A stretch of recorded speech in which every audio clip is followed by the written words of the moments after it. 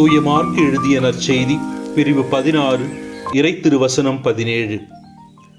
நம்பிக்கை கொண்டோர் பின்வரும் அரும் அடையாளங்களை செய்வர்.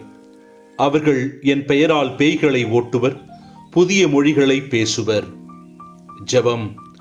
நம்பிக்கையின் நாயகனே எம் இறைவா, உம்மில் நம்பிக்கை கொண்டோர் ஒருபோதும் தளர்வடைவதில்லை, தோல்வியடைவதில்லை என்பதை நாங்கள் உணர்கின்றோம்.